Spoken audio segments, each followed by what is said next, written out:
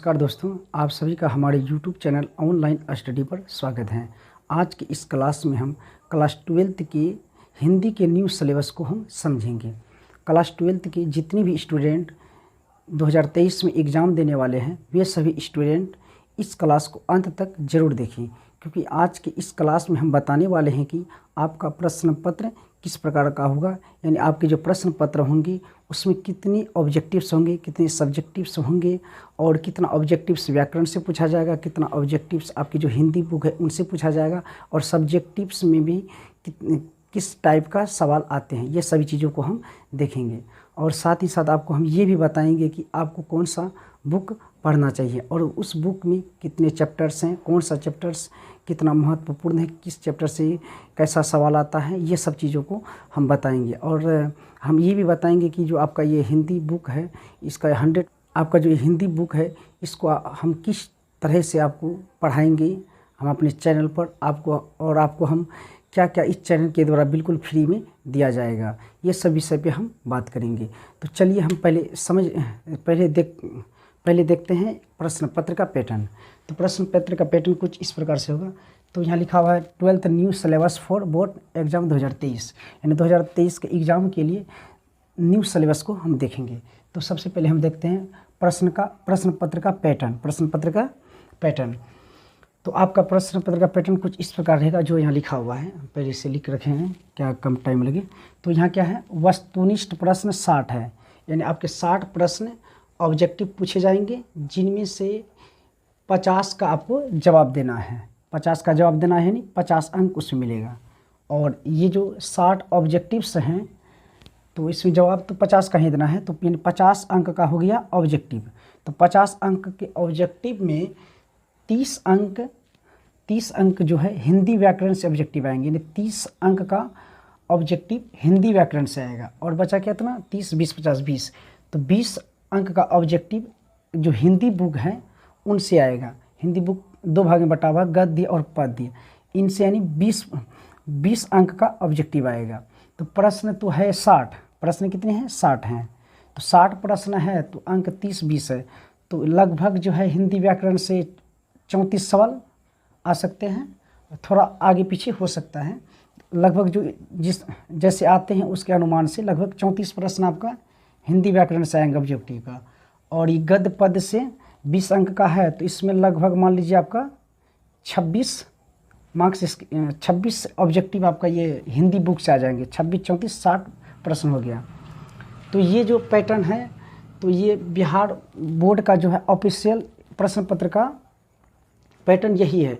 लेकिन ये लगभग 2 वर्ष से जो एग्ज़ाम होते हैं, जो इस बार 2022 में हुआ और 21 में जो हुए थे, उसमें 100 ऑब्जेक्टिव्स दिए गए थे जिनमें से 50 का जवाब देना था। ठीक, तो ऐसा इसलिए हुआ था कि कुछ कोविड के कारण से पढ़ाई नहीं हो पाया था और स्कूल कोचिंग बंद था, जिसके कारण से प्रश्न पत्र में बदलाव किया गया था।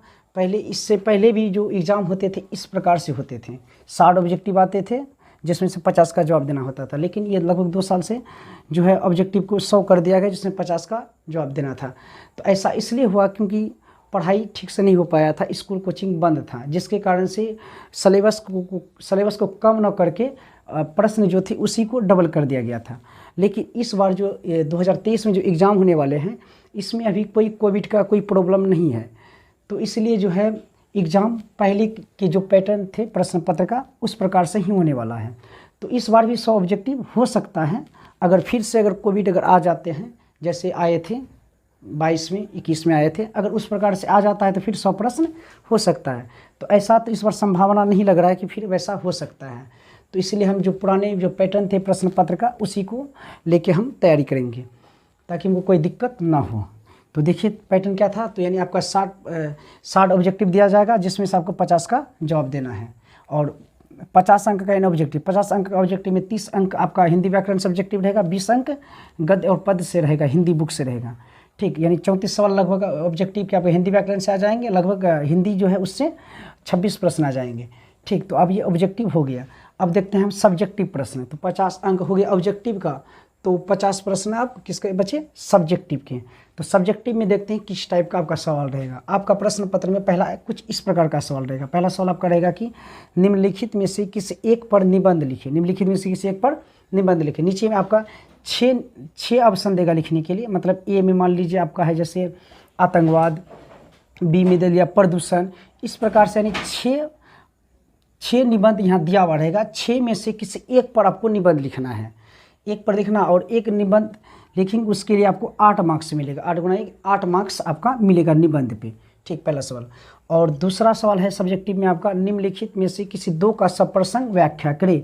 आपका नीचे दिया हुआ रहेगा और सप्रसंग व्याख्या करने के लिए तो आपको इसमें सप्रसंग व्याख्या 2 प्रश्न का करना है जो 4 अंक का होता है। तो 4 और गुना 2 यानी 8 मार्क्स का आपका सप्रसंग व्याख्या पूछा जाएगा। तो अब तीसरा सवाल आपका वहाँ रहेगा आवेदन लिखिए या पत्र लिखिए। तो ये एक पत्र लिखने के लिए रहता है जिसमें से आपको 5 मार्क्स मिलता है। और इस बार चौथा सवाल रहेगा लघु उत्तरीय प्रश्न, जो आपके हिंदी बुक होते हैं उनसे लघु उत्तरीय प्रश्न दिया रहता है। तो लघु उत्तरीय प्रश्न आपके रहेंगे 10 और आपको जवाब देना है 10 में से 5 का जवाब देना है और प्रत्येक अंक 2 अंक का होगा। तो 5 दूना 10 मार्क्स आपको इससे मिलेंगे। यानी हिंदी के जो बुक है उसके लघु उत्तरीय प्रश्न 10 पूछा जाएगा, उसमें 5 का जवाब देना है, प्रत्येक अंक 2 अंक का होता है। इस प्रकार 10 मार्क्स आपका ये लघु उत्तरीय प्रश्न का हो गया। और 5वां सवाल है आपका ये दीर्घ उत्तरीय प्रश्न है। दीर्घ उत्तरीय प्रश्न, तो इसमें से 6 प्रश्न रहते हैं, 6 में से 5 का जवाब देना होता है और प्रत्येक अंक 3 अंक का होता है। तो इस प्रकार हो गए 15 मार्क्स यहाँ पे। ठीक, और 6 नंबर का सवाल जो है यह है संक्षेपण करें। संक्षेपण आपका 2 दिया हुआ रहेगा, 2 में से किसी एक का आपको संक्षेपण करना है। तो संक्षेपण के लिए 4 मार्क्स दिया जाता है।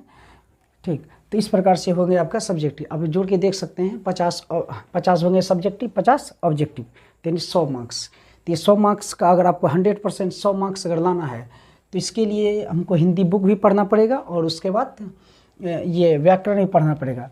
व्याकरण तो बहुत आसान ही है क्योंकि शुरू से पढ़ते आ रहे हैं, बचपन से ही व्याकरण सभी कोई 9-10 में भी पढ़े होंगे, इससे पहले भी आप पढ़े होंगे।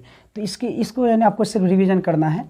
ठीक, तो ये सभी चीज़ हमारे चैनल पे पढ़ाया जाएगा, आपको कहीं जाने की ज़रूरत नहीं पड़ेगा। तो चलिए अब बात कर लेते हैं कि हमको कौन सा बुक पढ़ना चाहिए।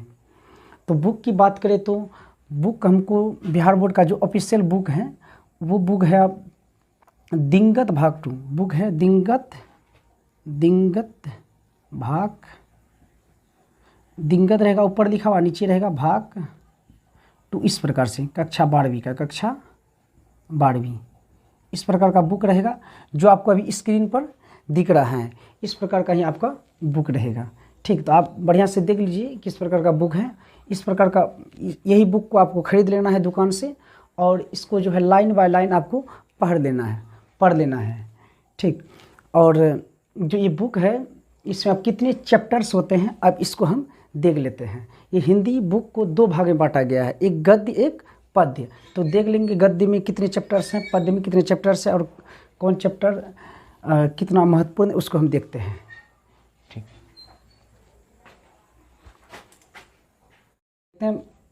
हिंदी जो दिंगत भाग 2 है उसको 2 भाग में बांटा गया है, 2 भाग में बटा हुआ है। पहला एक है गद्य खंड, दूसरा है पद्य खंड। तो हम देख लेते हैं गद्य खंड में कितने चैप्टर्स आते हैं। तो पहला चैप्टर गद्य खंड का पहला चैप्टर है बातचीत। पहला चैप्टर है बातचीत जो कि एग्ज़ाम की दृष्टि से बहुत ही महत्वपूर्ण चैप्टर है, इनसे लगभग हर वर्ष सवाल आते हैं। और दूसरा चैप्टर है उसने कहा था, ये भी बहुत ही अच्छा चैप्टर है। अगर इसको एक बार अगर हमारे साथ आप पढ़ लेते हैं ये चैप्टर आपको याद हो जाएगा। ठीक, तीसरा चैप्टर है संपूर्ण क्रांति। चौथा है अर्ध नारीश्वर। 5वां है रोज। 6 नंबर में है एक लेख और पत्र। 7वां है वो सदा निरा। 8वां है सिपाही की माँ और 9वां है पड़गित और समाज। 10वां है जूठन। 11वां है हंसते भी मेरा अकेलापन। 12वां है तिरछी और 13वां चैप्टर है शिक्षा। ठीक, अब हम देख लेते हैं। तो गद्य खंड में 13 चैप्टर ऐसे हैं। अब हम देखते हैं पद्य खंड। पद्य खंड में कितने चैप्टर हैं। इसका पहला चैप्टर है करबक, दूसरा है सूरदास के पद, तीसरा है तुलसीदास के पद, चौथा है छप्य, 5वां है कवित्त और 6 नंबर में क्या है तुमुल कोलाहल कलह में और 7वां है पुत्र वियोग। ये भी चैप्टर बहुत ही अच्छे हैं। इसमें यानी ये बताया गया है पुत्र वियोग वाले चैप्टर में यानी माँ और पुत्र के रिश्ते के बारे में बताया गया है माँ अपने पुत्र के लिए क्या क्या करती हैं, ये सब चीज़ों को बहुत अच्छे से इसमें बताया गया है। तो ये सभी चैप्टरों को हम लाइन बाय लाइन आपको पढ़ाएंगे। ठीक, तो इस 8वां चैप्टर है उषा, और 9वां चैप्टर है जन जन का चेहरा, चेहरा है यहाँ पे, और 10वां क्या है अधिनायक, 11वां प्यारे नन्हे बेटे को, प्यारे होगा यहाँ, प्यारे नन्हे बेटे को, 12वां चैप्टर है हार जीत, 13वां है गांव का घर। इस प्रकार से हम देख लिए पद खंड में भी 13 चैप्टर है और गद्य खंड में भी 13 चैप्टर हैं। ठीक, 30 बार 13 26 चैप्टर है यानी हिंदी बुक में।